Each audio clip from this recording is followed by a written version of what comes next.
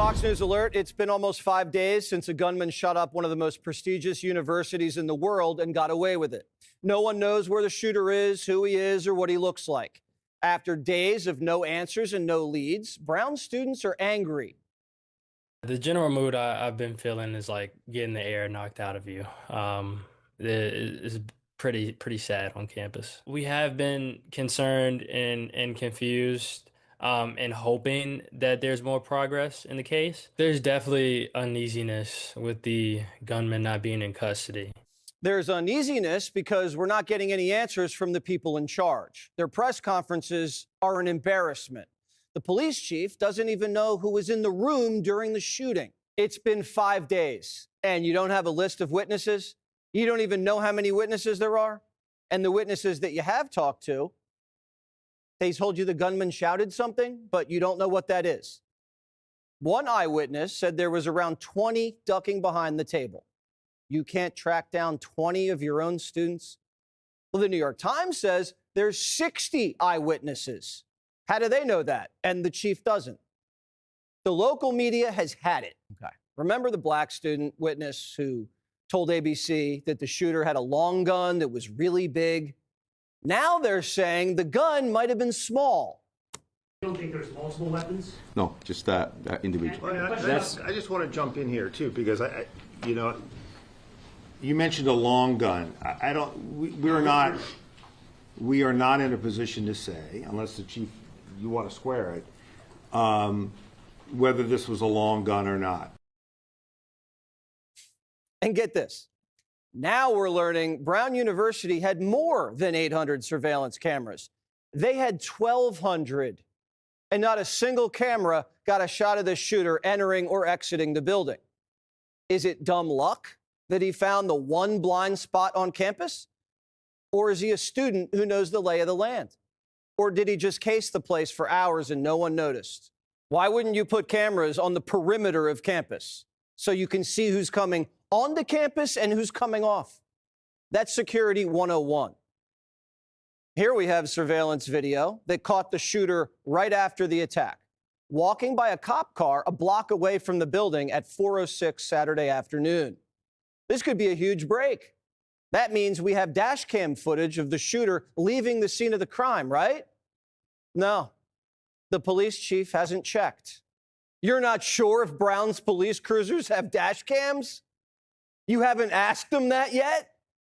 And you're standing right next to the Brown University campus police chief. Does he know? More on that guy later. And this just into Fox. We're told Brown's police cruisers do not have dash cams. So a multi-billion-dollar university with an engineering department researching AI can't put a camera on the squad car. Welcome back, guys. This video honestly feels shocking and frustrating to watch. 5 days after a shooting at a major university, and authorities still cannot clearly say who the shooter is, what the person looks like, or where they went. That alone is hard to believe. Students, parents, and the public expect answers after something this serious. But instead, they are getting silence, confusion, and mixed messages. If this happened at a small place with limited resources, maybe some delay would make sense. But this is Brown University, one of the most well-funded and well-known universities in the country. What really stands out is how unprepared the press conference looked. When police leaders speak to the public, they are supposed to bring clarity and confidence. Here, it felt like the opposite.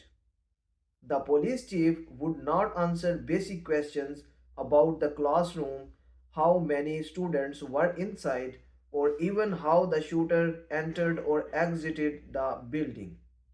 These are not minor details. These are the first things people expect investigators know. When officials look unsure on camera, it sends a message that the situation is not under control. Then there is the confusion about eyewitnesses.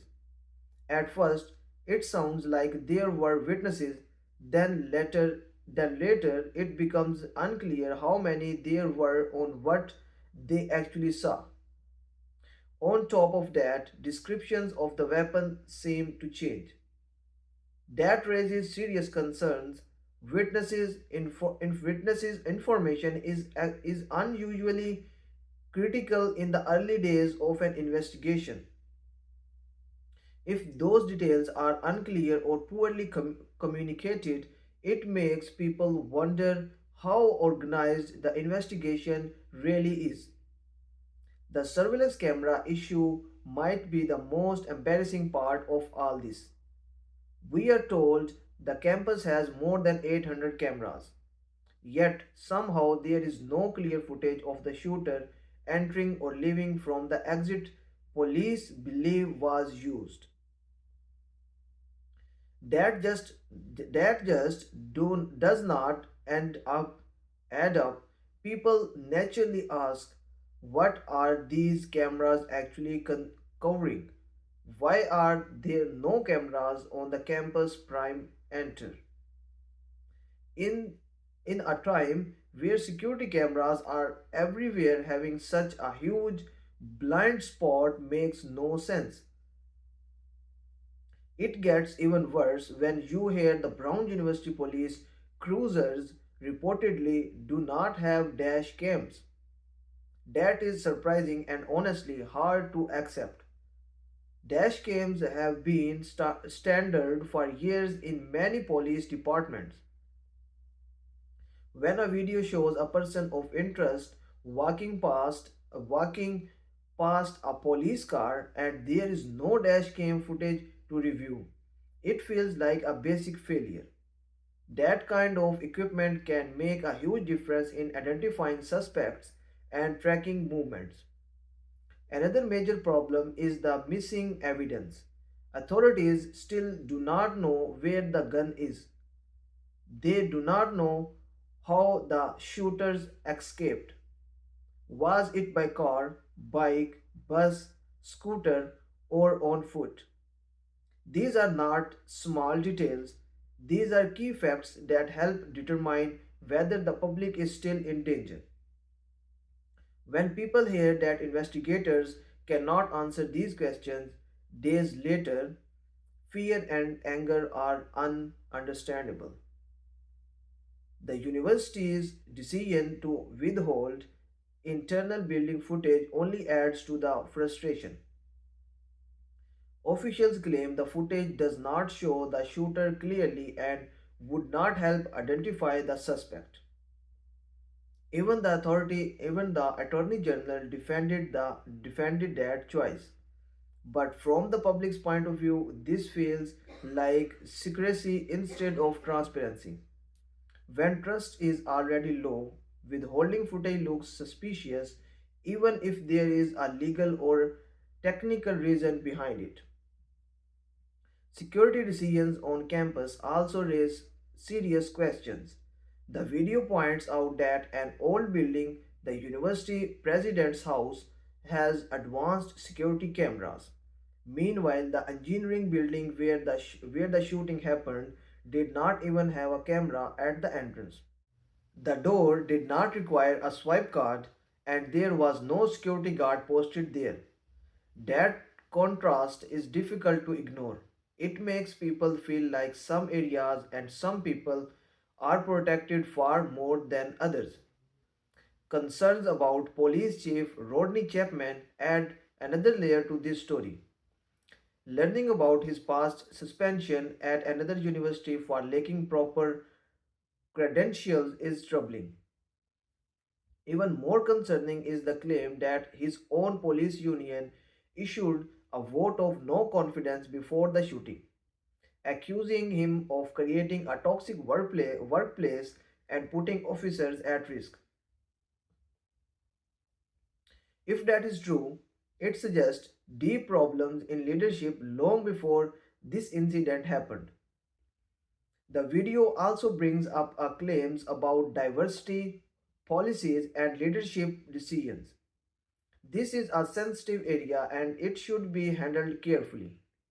The core concerns many people have is not about diversity itself, but about whether competence and safety are being compromised. When these topics are mixed into a crisis situation, emotions raise quickly. What people want most is reassurance that the right people with the right skills and experience are in charge. The ending of the video might be the most insulting part for many viewers.